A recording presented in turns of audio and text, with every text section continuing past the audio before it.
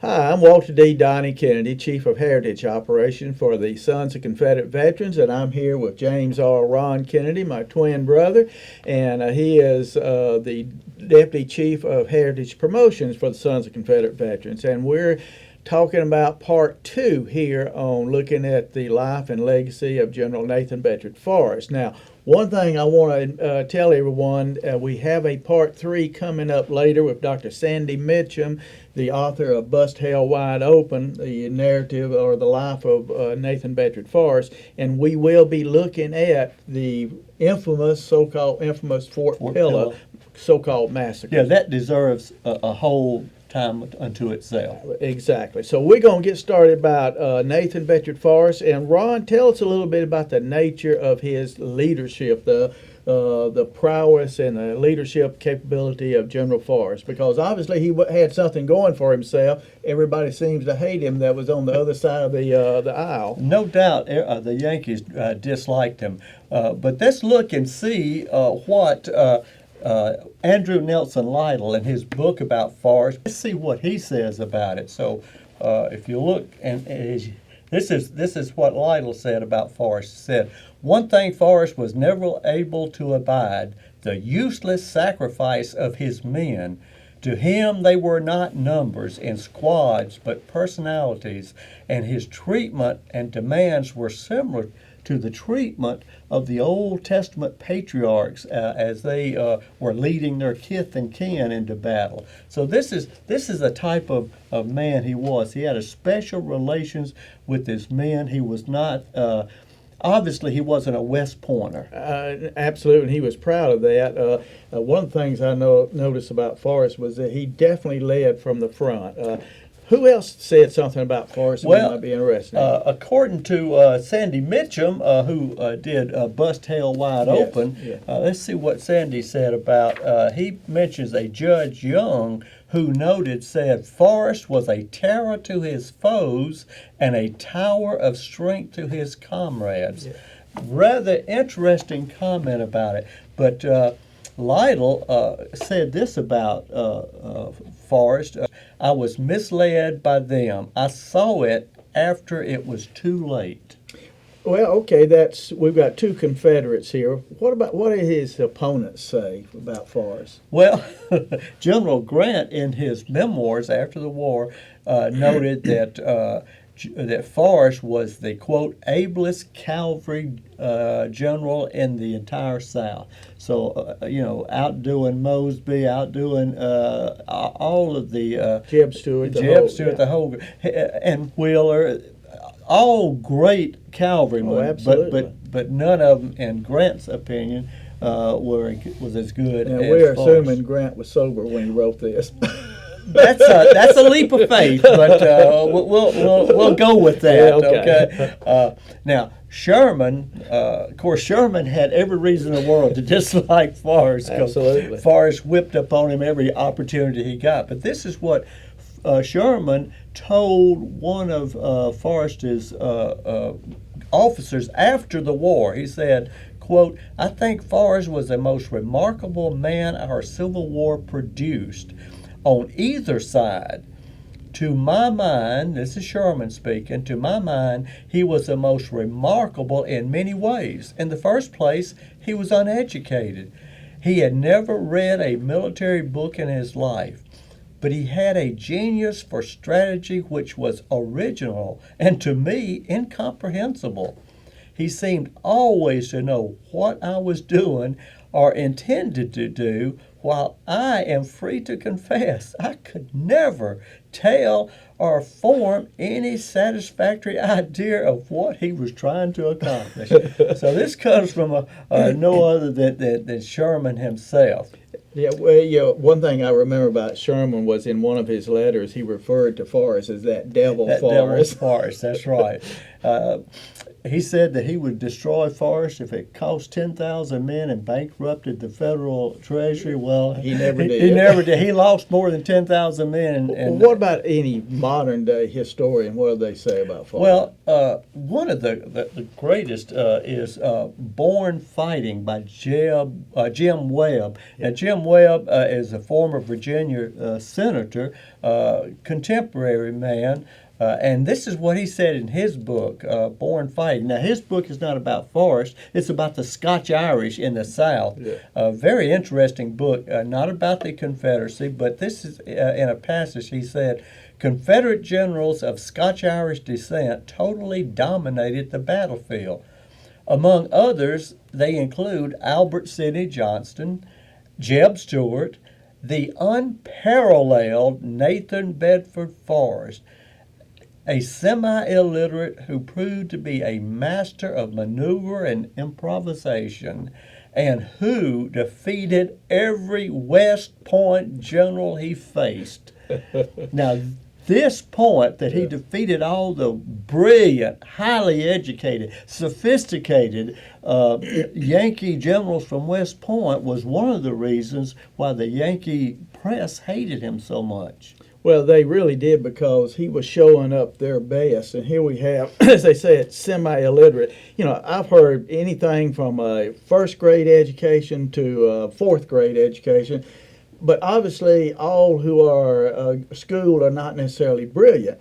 He had a natural brilliancy. He showed that on the battlefield, but even before the war, he became from poverty to one of the richest men in Memphis, Tennessee. So he had something in that head of his that is remarkable. Now, we couldn't talk about all of his battles, but two of them was one of them the famous the Jackass raid. This was when he took on Colonel Albert D. Strait, the 51st Indiana Infantry, USA.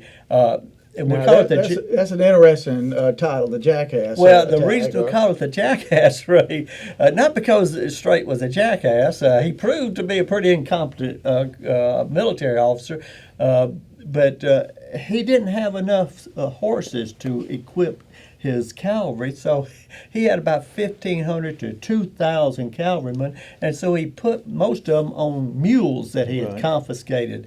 Now, when you say confiscated, what you're talking about, he stole them from the local civilian population. Yeah. And by the way, we have on our Make Dixie Great Again website, we have a story. So if you want to read more, it's about 12 pages on this Jackass raid. But the interesting thing was Forrest didn't have trouble knowing where Strait was every morning, because what do mules do early in the morning when they want their breakfast? Well, you know, being a country boy, I've heard them braid many times, and they make a peculiar sound. You can hear it from miles around. So imagine 2,000 mules braying, wanting their breakfast in the morning. Forrest's scouts said they never had any trouble finding it. And it was, by the time it was all over, Forrest had only 500 men, and Strait was managed to get there with 1,500 approximately, and he ended up having to surrender to Forrest because Forrest bluffed him. And this is where the expression "a bluff took a straight." Well, if you play poker, if you got a straight, man, you got a winning hand. But a bluff, Forrest bluffed him by taking his few troops he had, and he'd have them run across one side in front of him, and then have them change clothes and come around another way and so Strait thought he had, instead of one or two artillery pieces, he thought he had up to 20 artillery pieces placing all around him, and he didn't have but one or two. How long was this running battle?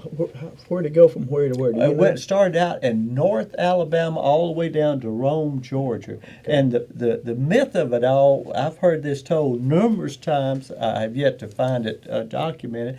I know they had to call out the militia in Rome, Georgia, but that would only be like preteens and young 13-year-old boys and old men like you and I, too old to shoulder a weapon. so they had to get the ladies of Rome, Georgia, and give them to help guard all these Yankees that they took. Now, during this battle is also when the famous Emma Sampson, who is one of the civilians who helped Forrest, she was a teenage girl.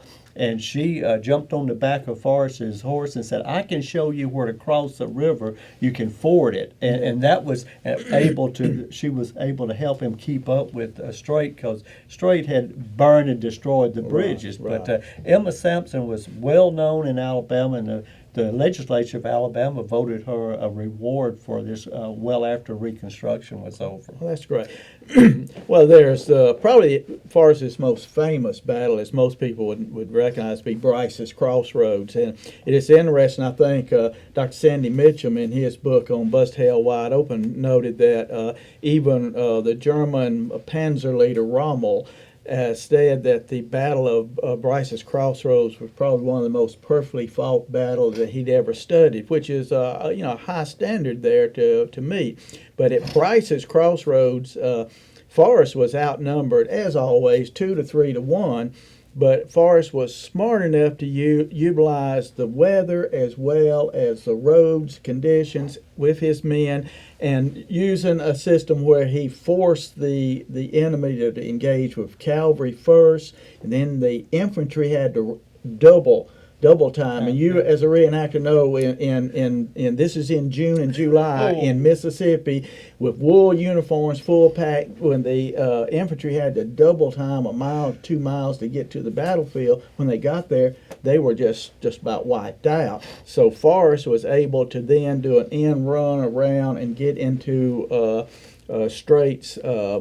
Sturgis's rear echelon, and created havoc there and turned into a rout. I think Strait said that the rout would actually be called one hell of a stampede. This is what General Sturgis said. I said Strait, but General Sturgis, who was the general there. And Sturgis was a West Point graduate. He had experience in the Mexican War, but he was just totally outmatched by Forrest. Now, isn't he the one that says, if Forrest would leave me alone, by God, I swear I'll never bother him? When he finally got back to Memphis, that was the message he sent out, but somebody asked him to chase Forrest some more, and he said, if General Forrest will leave me alone, I'll certainly not bother him. At the Battle of Brice's Crossroads, the Confederate loss was 96 killed. The United States lost 223.